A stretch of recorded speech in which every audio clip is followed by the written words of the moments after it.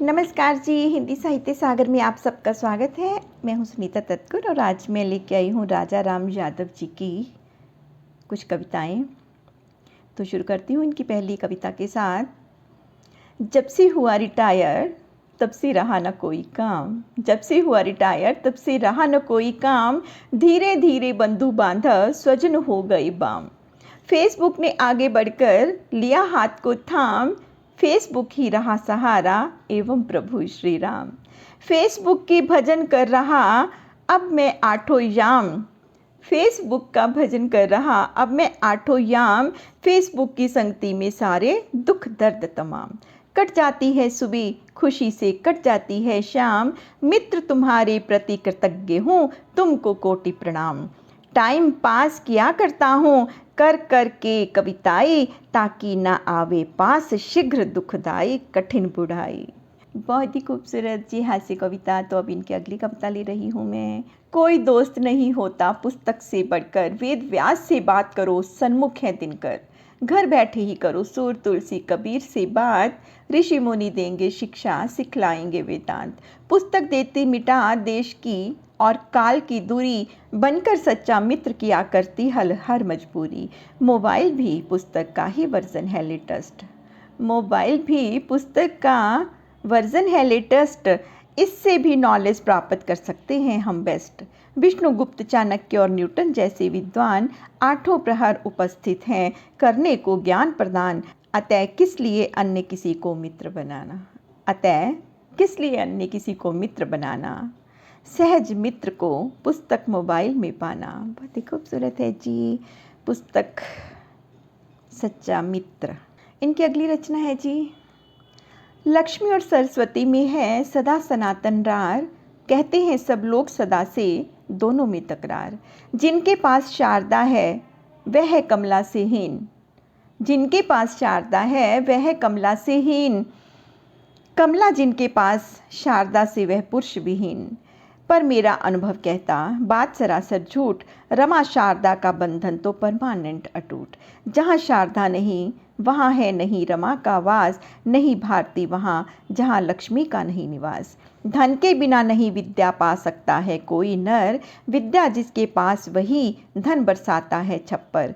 कोटि खर्चना पड़ता बनने को डॉक्टर इंजीनियर, जिसके पास नहीं लक्ष्मी रह जाता मूर्ख निरक्षर। मात शारदा जहाँ वहीं होता है लक्ष्मी का घर, लक्ष्मी और शारदा रह सकती है नहीं बिछुड़कर। जय माँ सरस्वती जय माँ लक्ष्मी। सरवर के खग एक से बढ़त प्रीति ना धीम, पै मराल को मानसर एक ठोर रहीम। रहीम कवि कहते हैं कि अन्य पक्षियों का किसी खास सरोवर से कोई विशेष लगाव नहीं होता।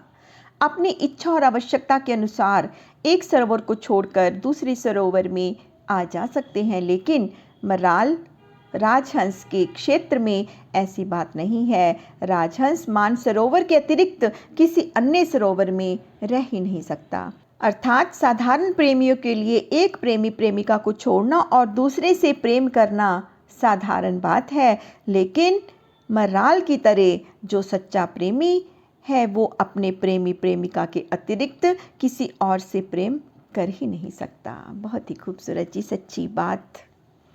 पर आजकल के टाइम में सच्चा प्यार करने वाले रहे ही कहाँ हैं। तो इनकी अगली रचना है। उर्दू के जो शब्द बन गए हैं हिंदी के परिजन, उर्दू के जो शब्द बन गए हैं हिंदी के परिजन, उनको अपनाने का मैं करता हूँ सदा समर्थन। पर कुछ मित्रों की भ्रुकुटी हरदम जाया करती तन, यद्यपि उर्दू का प्रयोग करते हैं वे भी हर क्षण।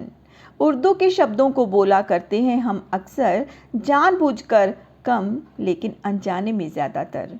अजब गजब अंदाज इजाज़त और वकालत, ख़ानदान आज़ाद आबरू अदालत खैर खून खिदमत जोखिम परवाना और निगाह, बेईमान औरत आवारा हाकिम और गवाह, गिरफ्तार गुमनाम गरीबी गलती और गुनाह, आसमान आसान इमारत बादशाह अफवाह, जायदाद जंजाल जुदाई खबर खैर गुमराह, किस्मत कलम कसम जुर्माना खंजर और तबाह। खबरदार, चालाक, चेहरा, खबर, खून, अखबार, उर्दू के इन शब्दों के बिना हिंदी है लाचार। इसीलिए कहता हूँ इनको करें सहज स्वीकार और बढ़ाते रहिए हिंदी भाषा का भंडार। वाकई जी, बिल्कुल सही बात है। कुछ वर्ड तो ऐसे हैं उर्दू के जो हमें हिंदी की तरह ही लगते हैं और हम रोज़ की अपनी बोलचाल की भाषा में उनको ज़रूर इस्तेमाल करते रहते हैं। तो इनकी अगली रचना। हुआ व्यथित मैं देख देख कर लोगों का यह ढंग, हुआ व्यथित मैं देख देख कर लोगों का यह ढंग, बदला करते लोग तुरंत गिरगिट के जैसे रंग। हर चेहरे पर यहाँ भद्रता, काहे चढ़ा नकाब, बर्बरता व जहर से भरे हैं हर एक जनाब। पर को पीड़ित देख बहुत ही पाते हैं आनंद, मानवता होती है लुंठित दानवता स्वच्छंद। ऐसे भू को एक दिवस मैंने कर लिया प्रणाम, मंगल ग्रह पर पहुंच गया और उसने बनाया धाम। उसे बनाया धाम शुक्र बुध सब पर धाया, सभी जगह धरती समान ही मानव पाया। पर पीड़क गिरगिट नकाबधारी व बर्बर, एक जाति की ही प्रजाति पूरे ब्रह्मांड पर। जिसने चाहा उसकी गाथा गाए सकल जहान, कहलाए गरीब परवर कहलाए व्यक्ति महान। उसी व्यक्ति ने सदा दिया है स्वजनों का बलिदान, उसकी अहम वेदी पर चढ़ जाती उसकी संतान। निज इमेज बिल्डिंग का उसको रहता इतना ध्यान, इस इमेज हित स्वजनों को होना पड़ता कुर्बान। इस इमेज बिल्डिंग से बच पाएगा क्या इंसान, इस इमेज बिल्डिंग से बच पाए ना स्वयं भगवान। शिवी ने संकट में डाले थे निज सुत के प्राण, ताकि उन्हें जग त्यागी बोले एवं कहे महान। यद्यपि दीन दुखी के प्रति होता उनमें अनुराग, पर अपनों का हित वंचित कर दिखलाते हैं त्याग।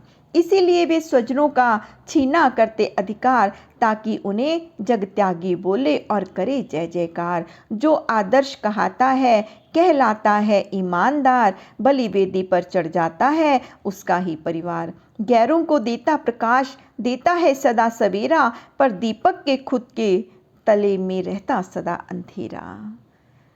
बिल्कुल सही बात है जी। तो अब मैं इनकी एक लघु स्टोरी ही लग रही है, स्टोरी ले रही हूँ, जिसका शीर्षक है मृत्युशैया पर पश्चाताप का प्रलाप।